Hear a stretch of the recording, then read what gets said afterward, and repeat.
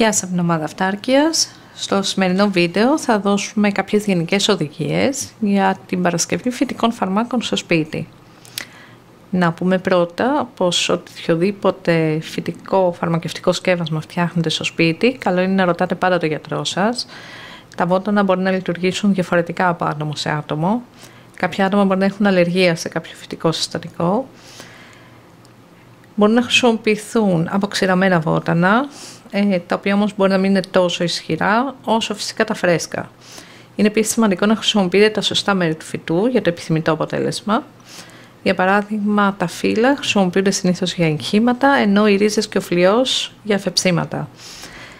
Είναι επίσης σημαντικό να προσέχετε τη δοσολογία των βοτάνων που χρησιμοποιείτε.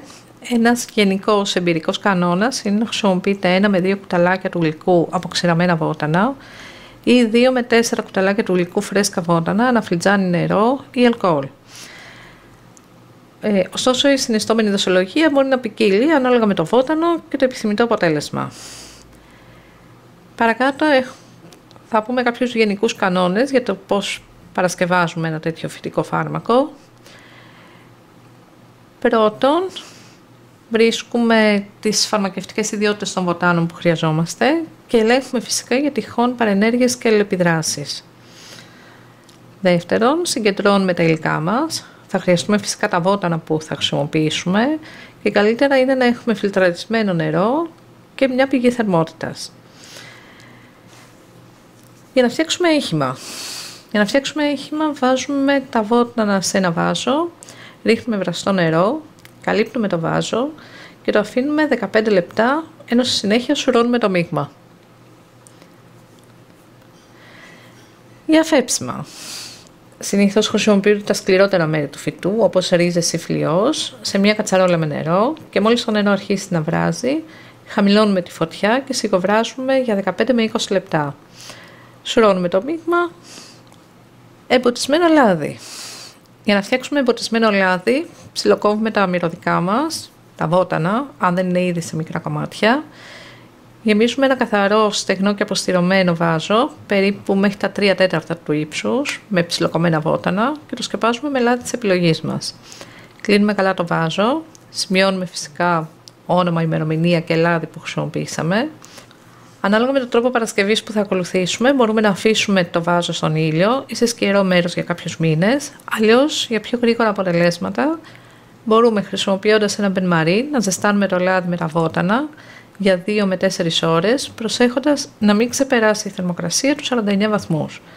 Το αφήνουμε να κρυώσει σε θερμοκρασία δωματίου. Στη συνέχεια στραγγίζουμε το λάδι και αποθηκεύουμε το εγχυμένο προϊόν σε ένα καθαρό σκούρο μπουκάλι ή βάζο. Φυσικά πάντοτε αναγράφοντας το όνομα του βοτάνου, την ημερομηνία και το λάδι. Για να φτιάξουμε ένα βάμα.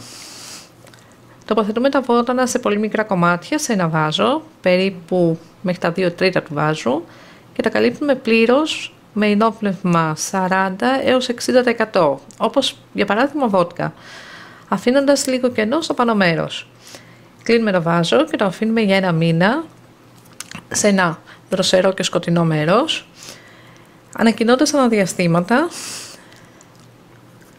Σουρώνουμε το μείγμα και το φυλάμε τελικά σε ένα σκούρο μπουκάλι. Τα βάματα έχουν μεγάλη διάρκεια ζωής και χρησιμοποιούνται σε μικρές δόσεις.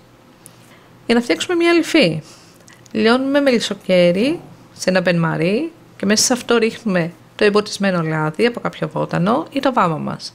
Στη συνέχεια μοιράζουμε το μείγμα σε μικρά βαζάκια και το αφήνουμε να στερεοποιηθεί. Για φυτικά σιρόπια. Αυτή η μέθοδος χρησιμοποιείται για την παρασκευή γλυκών φαρμακευτικών σιροπιών. Φτιάχνεται ζεσταίνοντας ένα μείγμα ζάχαρης, νερού και βοτάνων για ένα μεγαλύτερο χρονικό διάστημα από το έγχημα ή το αφέψιμα.